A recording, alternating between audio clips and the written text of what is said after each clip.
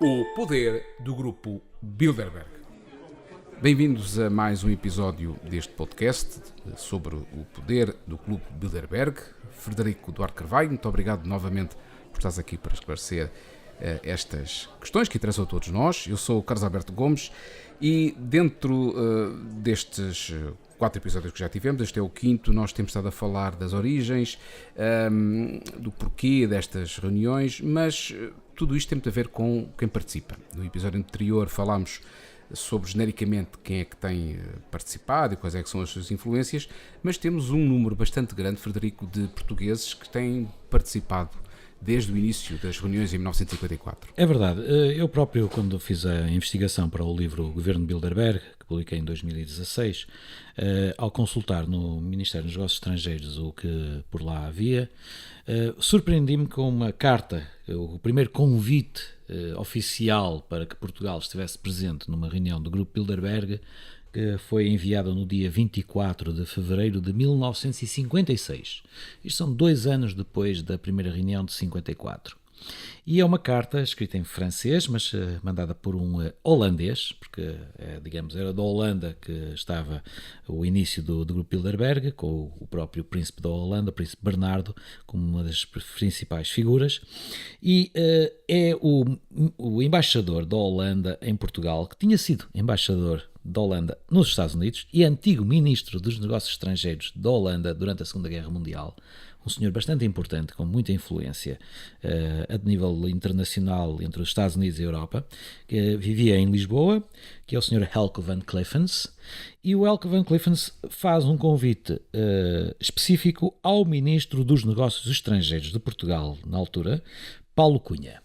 Paulo Cunha acontece que estava de saída e passou a pasta, essa passaria ao Marcelo Matias, mas passou o convite ao antigo embaixador de Portugal em Londres e também membro do Conselho da NATO, Rui Enes Ulrich. Esse é o primeiro grande nome que vai representar Portugal na reunião de 56. Mas depois ele não volta a ir. Haverá a seguir um almirante, Manuel Sarmento Rodrigues. Esse vai a uma reunião em 59 e em 60, vai a 2 reuniões, em 59 e 60, e achei piada porque eu falei com a família e deram-me um caderninho, um Moleskine, onde ele costumava escrever impressões, e ele escreve lá no seu livro a dizer assim: uma reunião de negócios, tudo no âmbito de negócios, mas como são pessoas que não tinham colónias, já tinham perdido as colónias, não percebem nada do mundo. Mas o Manuel Sarmento Rodrigues era um idealista, se calhar, e faltava uma visão mais política, e isso começa então a entrar a partir do momento em 62 e em 63, em que o antigo, agora já como ex-ministro dos Negócios Estrangeiros, Marcelo Matias, que era embaixador de Portugal em Paris, começa a ir às reuniões. E é Marcelo Matias que chama a atenção para a grande importância de estar presente nas reuniões, e escreve uma carta a Salazar, por intermédio do seu superior hierárquico, o ministro dos Negócios Estrangeiros, o Franco Nogueira, e explica toda esta, digamos, a importância de lá estar. E será em 1967 que Portugal vai ter pela primeira vez um ministro em exercício, ainda no tempo do Estado Novo, um ministro em exercício presente numa reunião do Grupo Bilderberg, que é o próprio Franco Nogueira, que vai a essa reunião. E isto é muito importante, porque Franco Nogueira depois ainda vai trabalhar para o Grupo Espírito Santo, e também o Manuel Ribeiro Espírito Santo também é um dos primeiros portugueses a ir lá, portanto foi um dos fundadores, o presidente do Conselho de Administração do Banco Espírito Santo Comercial de Lisboa, e chegamos então ao 25 de Abril. Com a passagem para a democracia que nós temos, o Franco Nogueira, com o 11 de março, ele depois vai embora de Portugal, e quem passa a ir às reuniões agora em democracia, nós temos pela primeira vez um ministro dos Negócios Estrangeiros, que lá vai também convidado, que é o José Medeiros Ferreira. E que no ano seguinte é substituído, em 78 e 79, e aí que há uma mudança. Bilderberg sai do campo da diplomacia e entra num campo muito importante, porque Portugal agora estava a entrar no FMI, estávamos a falar na possibilidade de Portugal aderir à União Europeia e tudo, e portanto vai quem? O Ministro das Finanças. Quem? Vítor Constâncio. Vítor Constâncio vai a reuniões em 78 e 79. E é só depois, digamos, em 80, José Medeiros Ferreira volta a ir lá. E não me lembro que o José Medeiros Ferreira, uma vez perguntado, foi ele que diz que indicou, pediram-lhe a ele para indicar alguma personalidade que ele pudesse achar interessante. E então é aí que entra, por indicação de Medeiros Ferreira, e vai pela primeira vez, já como primeiro-ministro, que chegou a esse cargo após Camarate, Pinto Balsemão. A primeira vez que Pinto Balsemão vai a uma reunião do Grupo Bilderberg é em 1981 como primeiro-ministro. O convite se calhar já lhe tinha chegado ainda antes da morte do Sá Carneiro, mas é em 84, Pinto Balsemão depois vai às reuniões, não vai à reunião de 82 porque coincide com a visita do Papa a Portugal, foi na mesma semana, portanto Pinto Balsemão não pôde ir a essa reunião, mas vai o seu secretário de Estado da Indústria, que era o Rogério Martins, mais o Alexandre Vaz Pinto, que era o ministro do Comércio e Turismo, por indicação de Balsemão até, mas Balsemão depois irá na reunião de 83 e a partir de 83 ele deixou de ser primeiro-ministro, mas privatizou para ele as reuniões do Grupo Bilderberg, tornando-se então no primeiro português membro do chamado Grupo Permanente e o que será o responsável pelos convites a todos os portugueses a partir dos anos seguintes. E ele, invariavelmente, durante os 30 anos que esteve lá, 32 anos, até 2015, levava sempre pessoas do PS ou do PSD. Nomeadamente, pessoas que foram lá a convite do Pinto Balsemão antes até de se tornarem pessoas importantes no seu partido e em Portugal, foi, por exemplo, Jorge Sampaio, que vai a uma reunião em 1989, ainda antes de ser eleito Presidente da Câmara de Lisboa. Também vai o António Guterres, ainda antes, vai na reunião de 1990, antes de ser Primeiro-Ministro, antes de vencer as eleições a Cavaco Silva. Ele levou lá, por exemplo, depois uma série de pessoas que não chegaram a grandes lugares na política, mas são muito importantes em certos setores da sociedade, como João Deus Pinheiro, Carlos Monjardino, Carlos Pimenta, António Barreto, Roberto Carneiro, Nuno Brederó dos Santos, e em 1994 é quando, digamos, Durão Barroso vai à sua primeira reunião na Finlândia, ainda como Ministro dos Negócios Estrangeiros, a convite também de Balsemão. E depois, passado alguns anos, foi ele tornou-se Primeiro-Ministro quando Pedro Santana Lopes... Exatamente, torna-se ele o Primeiro-Ministro. Aliás, a mudança do Durão Barroso para a saída de Durão Barroso para a União Europeia e a chegada de Santana Lopes e a chegada de José Sócrates ao poder é muito interessante, porque nessa altura basta ver que em 2004, antes de Durão Barroso anunciar que saía, antes de Pedro Santana Lopes substituir Durão Barroso e antes de Pedro Santana Lopes levar o PSD a perder as eleições e a conseguir com que José Sócrates vencesse a primeira maioria absoluta para o PS, sabes quem é que esteve na reunião de 2004, antes disto tudo acontecer, a convite de Pinto Balsemão? Quem? Santana Lopes e José Sócrates. Os dois futuros primeiros-ministros. Que coincidências. Há muitas coincidências. Ele diz que acertou nessa altura por acaso, mas já estavam... Não, isto já não são as coincidências, já acaba por ser óbvias, porque depois são os jornais e as televisões que promovem as pessoas e que dizem a quem é que se deve votar. E António Costa e Marcelo Rebelo de Sousa também tiveram? Ora, Marcelo Rebelo de Sousa esteve na reunião mal ele chegou a líder do PSD ainda no ano de 95, 96, ele foi à reunião de 97, salvo erro, não, 98, exatamente, Marcelo Rebelo de Sousa vai à reunião de 98. Ele é provável que vá agora também a esta reunião, mais pela inerência do seu cargo como Presidente da República.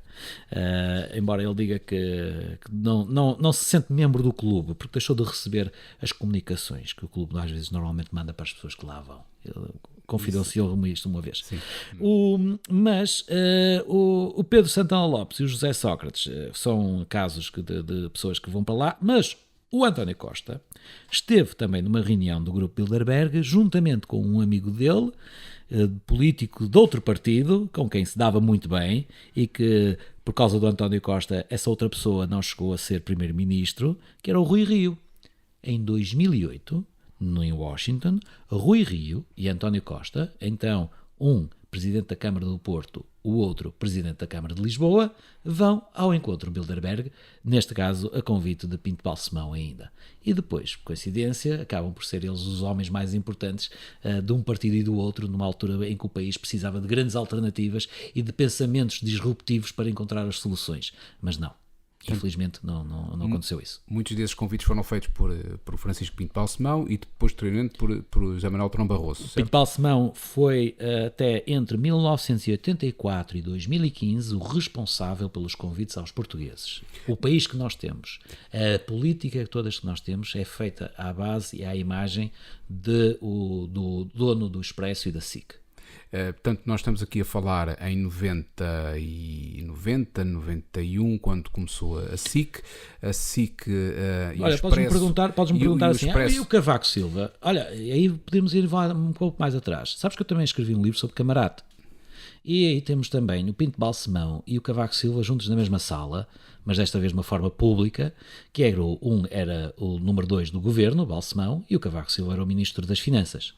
E se, digamos, Cavaco Silva nunca precisou de ir às reuniões do Grupo Bilderberg, por um lado foi porque também nunca fugiu muito àquilo que o Grupo Bilderberg tinha como diretivas. E ele nisso soube ser esperto e fazer o seu caminho. Sobretudo as privatizações, porque essas privatizações eram aquilo que o Balsemão precisava para ter a sua televisão privada. Foi o Cavaco Silva que lhe abriu a porta para isso. Portanto, nunca houve a grande necessidade de levar Cavaco Silva às reuniões, porque, digamos, ele julgava e dançava de acordo com as vontades privadas dos políticos. Então, para aquilo que tu descreves, Pinto Balsemão tem realmente um papel muito preponderante nas reuniões e nos convites que tem feito, tendo em conta que Francisco Pinto Balsemão é o diretor, é o dono da empresa que tem a SIC e o Expresso, além de uma outra série de publicações e de televisões. Tendo em conta que isto são reuniões à porta fechada, que a comunicação social não entra, como é que nós podemos interpretar esta presença tão forte de um empresário, porque é assim que ele se apresenta ao Pinto Balsemão, no meio tão importante da comunicação social? Como é que nós podemos interpretar isto no meio de todo este secretismo que envolve as reuniões de Bilderberg? É muito simples. A partir do momento em que os próprios jornalistas do seu grupo não fazem jornalismo com as reuniões, não apresentam nas biografias oficiais de quando algumas pessoas são eleitas a menção de que houve uma passagem pelo grupo Bilderberg, ou pelo menos para explicar que são pessoas que estão condicionadas a certas ideias do mundo e como devem ser, e depois iremos falar qual é a agenda do grupo Bilderberg. A partir desse momento é toda uma campanha não de desinformação, mas de ocultação de certa informação às pessoas. E as pessoas depois acreditam nos jornalistas porque acham que eles estão a fazer o trabalho deles de informá-los da melhor forma. Os próprios jornalistas batem no peito a dizer: nós estamos aqui ungidos pela verdade e a nossa verdade é que conta, e depois na realidade vemos que há factos que são ocultados da comunicação social. Este é um exemplo óbvio. Aliás, o próprio Balsemão não esconde na sua biografia, em 1000 páginas, um calhamaço que só poucos o conseguirão ler, está abundantemente descrito partes da sua passagem por Bilderberg e da importância que aquilo tem para ele. Aliás, se tivermos mais um bocadinho de tempo, Carlos, se me permites, eu posso citar até da página 820 da biografia. Tu leste as 1000 páginas? Não, eu posso explicar, sabes, eu tive aí uma pessoa que me arranjou o PDF, e então isto é só fazer uma pesquisa por palavras. Ok. Portanto, é mais simples, é mais simples. Isto não devia dizer nem nada, mas pronto, é o Balsemão, ele não se importa de perder dinheiro com esta coisa. Mas vou-te dizer, há aqui uma parte em que ele diz que uma vez teve à sua direita, nas reuniões de Bilderberg, o Raymond Barre, que era um economista e político francês, porque eles sentam-se por ordem alfabética. Isso é uma particularidade, aquilo que na escolinha. Do apelido ou do primeiro nome? É do último nome, do nome de família. E então, o B, portanto, é o Raymond Barre e ao lado do Balsemão, a letra B.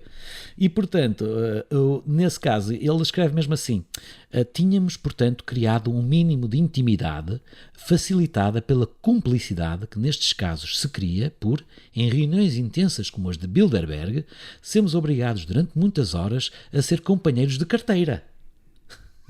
Portanto, ser companheiro, isto é como uma escolinha entre todos os amigos, em que somos todos companheiros de carteira. E o mundo é o nosso recreio. E aquilo que nos interrogamos, e acho que com toda a legitimidade, é se nós, numa sociedade livre e democrática, nós deveríamos aceitar. Nós somos os meninos que não entram no grupo e que estamos a fazer ali paisagem. Exato. Devíamos aceitar tudo isto sem qualquer tipo de questionamento. As pessoas estão mais endividadas do que sei lá o que, elas sabem lá o que é que elas não conseguem. Se soubessem que a culpa disso é precisamente por causa disto, talvez as manifestações dos professores que vão ir ao Terreiro do Paço, se calhar toda a gente deveria estar a manifestar-se ali à volta da ajuda, que é onde vai ser o encontro. Mas haverá só uma operação policial e se calhar uns quantos que ainda estão conhecedores disto. E o resto das pessoas vão estar em casa, ou a ver televisão, ou a passar na praia, ou se conseguirem, ou a pensar como é que vão pagar a próxima refeição no dia a seguir. Frederico, falaste aqui de várias coincidências relativamente a estas figuras portuguesas que têm passado pelo clube, pelas reuniões de Bilderberg e depois pela vida política. Nós no próximo episódio, no 6º, vamos falar das coincidências destas reuniões com momentos chaves na história mundial. Sim, sim. Então até ao próximo programa. Até ao próximo programa.